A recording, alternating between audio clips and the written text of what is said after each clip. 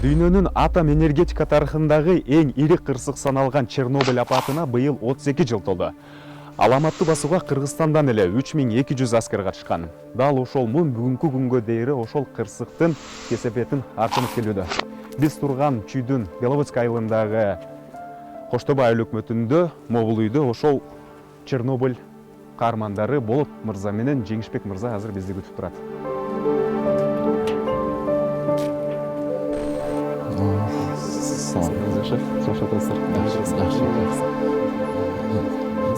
Өзүң саны. Тиричилик кандай болуп атат? Турмуш тиричилик ушунда айыл жергесинде эмне болуп атасыздар азыр? Эми азыр үйдө эле тиричилик. Ошо мал сал менен башка эмне кыласыз? Жакмай. Чернобыль десе эле радиацияга чалдыккан деген түшүнүк бар да бизде, билбегендер үчүн, мен деле билбегендердин арасынан да. Ден соолук кандай? Кыргызстарда билесиң го. Өлүп барса да келсең, кандай десең жакшы дей беребиз. Анан негизи ошо тиричилик кылып атабыз баягы. Кол бут аман жүгүрүп жүргөнчө. Мындай биздин негизи келбетибиз Каркатовбуз, баягы грубо айтканда. Көрүнгү менен сырткы баягы уже бүттү да. Негизи. Ичи дейсиң. Ичи бүт. Ичи кандай? Котор десең, котора албайсың дегендей. Ошо илдеттин баары ошол жакта. Негизи эң коркунуч радиацияныкы ошол экен. Билбейбиз эле акырын. Иштен жей берет экен. Чернобыль кырсыгы бул 86-жылы 26 апрелде болду, Сиз ошол кезде Минскиде кызмат кылып жүргөнсүз да, аскерде. Канча жаштарыңыз? 20. 20 жашта. Бүлгүндө курагыңыз баргансыз. Кандай кабар айтылды сиздерге ошол кездечи? Бизге негизи аяк Чернобыль жарылды деп деле айткан эмес. Бизди аябай тревога деп эле түн ичинде саат 3-тө турусуп эле ошо менен кеттик колонна менен. Бүт болуп. Тияка уже ордуна баргандан кийин деле билинген эмес. Чернобыльга баратканыңарды айтылганбы, билгенсиңерби? Жок, билинген эмес. Уже ордуна баргандан кийин анан билинип баштады. И то мына официально айтылган эмес эми. Баары угулат да эмнеге келген. Биз баягы эле учение тиги деп аткан менен боевой тревога болгондон кийин ошол үчүн баягы кеткенбиз да.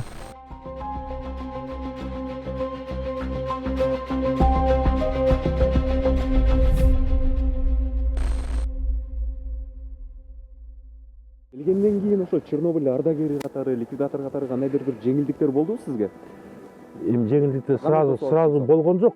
Мындай эле барып келди, как спецсборго барып келди деп, андан кийин инвалидность алып эметкенден кийин жеңилдиктер ошондо боло баштады. Инвалидностьты качан алдыңыз? 92-жылы. Башында 3-группа группа алгам, анан 8 жылдан кийин алдыңызбы? Ага чейин эми көп деле организмге сезилген эмес да. Азыр жүргүм адыш болуп кетти. Ошол Чернобыльдын дагы кесепети болушу мүмкүнбү? Аныкы дагы эмес, түзмө-түз ошол да. Түзмө-түз ошол Чернобыльдын кесепети да могу жүрөк оору болуп, 2 жолу инфаркт алгам. Кайсы жылы?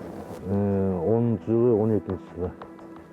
2 жолу инфаркт алып, анан жүрөктү операция кылабыз деп, операцияга болбойт экен, не подлежит деп коюп, анан врачтар айтты ачыгын эле, Кудайдын берген жашайсыңар, операция кыла албайт экенбиз деп. Канча жыл өтсө деле, арадан 30 жыл өтсө деле артынан адамды кое бербей турбайбы анда качканда? Ошол экен радиация. Бир жабышкандан кийин болду экен да, мындан кутула албайсың. Мындагы радиациянын эмеси мындай экен да. Мисалы, обследование кылсаң, көп көрсөтпөйт. Башында ушундай болуп жүрбөдү. Диагнозду табышпайт. Анын баарын тең жана отдаленные последствия обучения деп коет экен да. Радиация ошо балдарга, небелерге кетет деп атпайбы, 7 поколенияга чейин кетет дейт. Балачаңыз бар, небериңиз бар азыр. Бар. Сезип аткан жоксузбу? Эми сезип атканда эми аны көп деле ойлобойсуң, балким ошондой болот беле же болбойт беле деп коесуң да. Эгер катышпасаң, эми билбейсиң да эми. Бирок все равно бар ошондой эмелери. Өзүңүз деле ушуну көрүп күбө болуп атасыз. Канча-канча сезем да. Өзүңүзгө мындай күнөөлүү сезбейсизби ошол үчүн? Эми күнөөлүү сезгенде кантип эми баягы Кудайдын кылган эмеси де бардың, келдиң, болду. Иштедик. Өзүбүздүн баягы мекенибизге кызматыбызды кылдык убагында. Андан бери 32 жыл өттү. Ошону азыр ошонун баарын ойлонуп отуруп азыр балким ошол барып эмне башыма ушундай бир мүшкүл келди. Балким барбай эле койсом туура болмок беле деген ойлор кетет. Балким барбай койсом ден соолугум чың болуп, жашоо бөлөкчө болуп, бөлөкчө жакшы жака бурулат беле деп ойлоп калам да. Эми мындай майып болуп калгандан көрө тигиндей барбай койсом жакшы болот беле деп ойлойм да. Ал убакта чын айтканда биз билген жокпуз да. Мындай аягы мындай болорун билген жокпуз да. Өмүр бою майып болуп калабыз деп ойлогон жокпуз.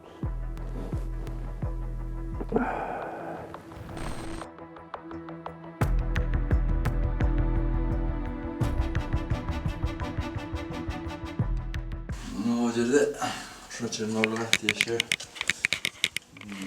Шунун баары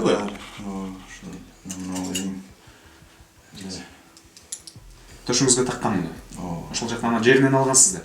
Ошондой эң баарыбызда ошо участниктердин баарына ошондой берилген да. 32 жыл өттү арадан. Ушул медаль сиз үчүн эмне? Кандай баалуулугу бар мунун? Мунун баалуулугу абдан эле чоң эле баалуулук бар да. Баягы Алыкул Осмонов ырдаган ыры барбы? Сен орба, мен оройн ата журт деген. Ооба. Ошо түзмө түз тиешеси барбы деп өзүм ойлойм да. Сизге жакшат экен бирок.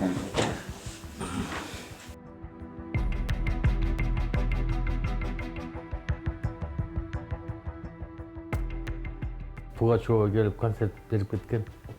Ошо сентябрьдабы, октябрьдабы ушундай. Эми Чернобыль десе эле жалаң эле ошол авария, кырсык эмес мындай жакындагы күндөр эсиңизде калыптыр да. Көрүп абдан ыраазы болгонбуз. Пугачева баягы хит болуп турган, популяр болуп турган кезинде. Эми ал убакта анча эмес, ал убакта жаңы чыгып келаткан кездер болчу. Не имей 100 рублей, а имей 100 друзей деп биримдикке чакырып агитация сыяктуу болуп кеткен да. Чернобыль ардагери катары канча пенсия аласыз? 12 000 алам. 12 000. Жакшы эсмин. Эми 12 000 алганбай иштегендер мисалы жумуш иштеп, балким 25-30 000 алар. Анан кийин кээ бирөө жакшы ден соолугу жакшылар доллар менен алып атышпайбы, 500 000 доллар деп. Эми бизге баягы өлбөс оокатка, нанга, чайга жетет деп коюп жүрөбүз. Анча кол бошогондо кичине эл ташып, таксовать этип эметип коебуз. Өкмөт көңүл буруп атабы? Өкмөт көңүл эле бурбайт. Сыйлаганы бир ошо 26 апрелде чакырып болсо бир медальдан тагып коет болду анан. Жылына бир жолу. Эстейт ошо. Өкмөт деле кылбайт. Ошондой эстейт да болду. Эми өкмөт мисалы мындай бир жүйө кетириши мүмкүн. Эми Чернобыль аралы эми СССРдин кезинде болуп атпайбы? Бизге эмне тиеш алса. Андай сөздөрдү укканбыз да. Биз жиберген эмеспиз. Кандай сөздөр дейсиң? Баягы бирдеме сурап, тиги бу талап кылып барсаң, биз силерди жөнөткөн эмеспиз. Биз билбей иштеген. Союз үчүн болгон бизге кандай тиеш алса. Андайлардан укканбыз да. Бизге тиеш алса. Ошол сөздү уктуңуз мисалы. Кандай сезимдер болот сизде? Эми алардыкы деле бир чет айтсаң туура, алардын колунан келбесе, эчтекеси жок болсо, бюджетке каралбаса алардын баары, же өйдөнкү тиги правительстводон общий обобщенный жардам келбесе, алардын колунан эмне келет? Бишкектин Фучик атынын абагында Чернобыль ардагерлеринин урматына эстелик курулган. Ошол эстеликте кыйроодон аман калган дүйнө эли силерди унутпайт деген жазуу жазылып турат да, чегерилген. Унуттубу бүгүнкү күндө силерди? Унутуп эле койду. Анын ачылышына деле барганбыз. Үмүттөр чоң болчу абдан. Ошол эстеликтин ачылышына барып, бирден райондон өзүбүзчө 10 чактыбыз бардыкпы. Ачылышына катышып, анан эми ал мындай эле официальный отписка болуп калды да жөн эле.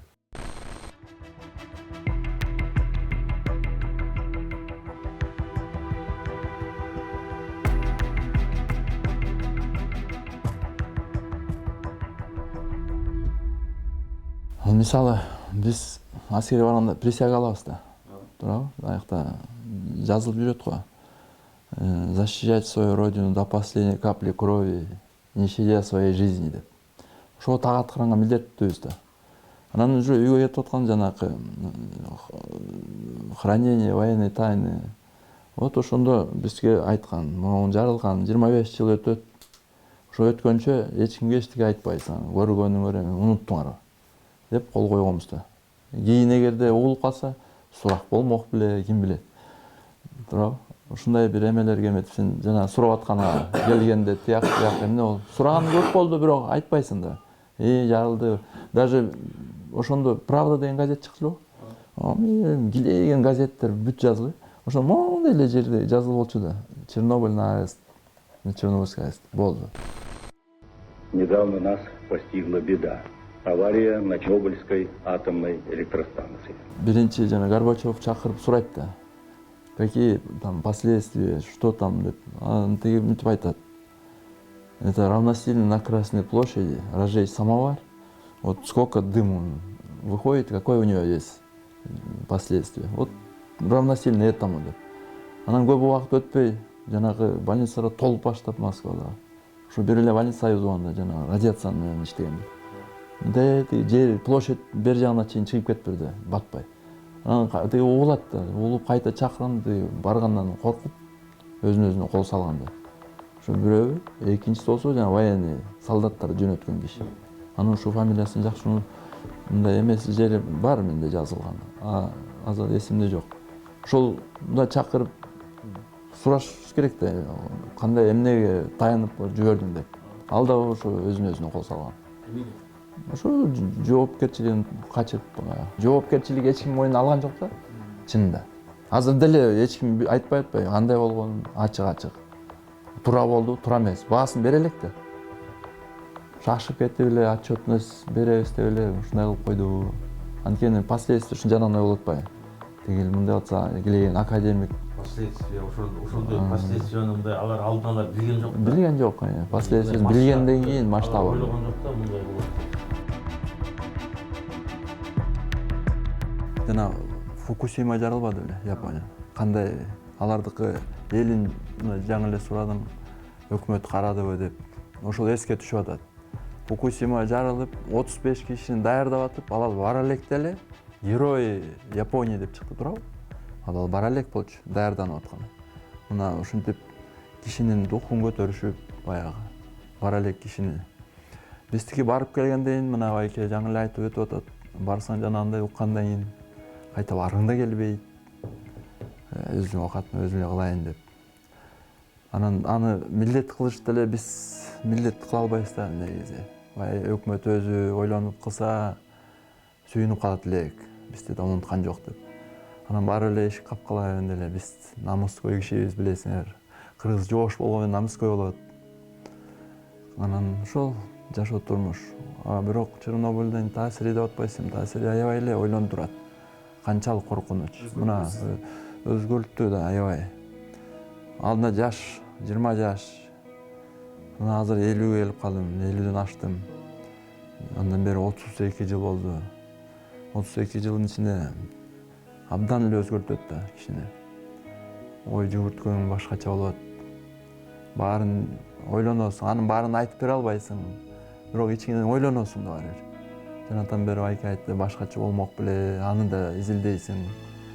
Бирок болор иш болду. Милдетибизден так аткардык. Эми өкмөт өзү билет го эми. Бара-бара. Өзүңүздү баатыр сезесизби? Эми баатыр деп кантип сезесиң? Мен ойлойм, любой эле кишинин милдети го деп эл үчүн кызмат кылыш, анан баатыр деп айтыш. Ошол жака барып келдим, мен баатырмын деп айтпайбыз, просто милдети да ар ким адам. Мен болбосом бөлөк бирөө барат эле.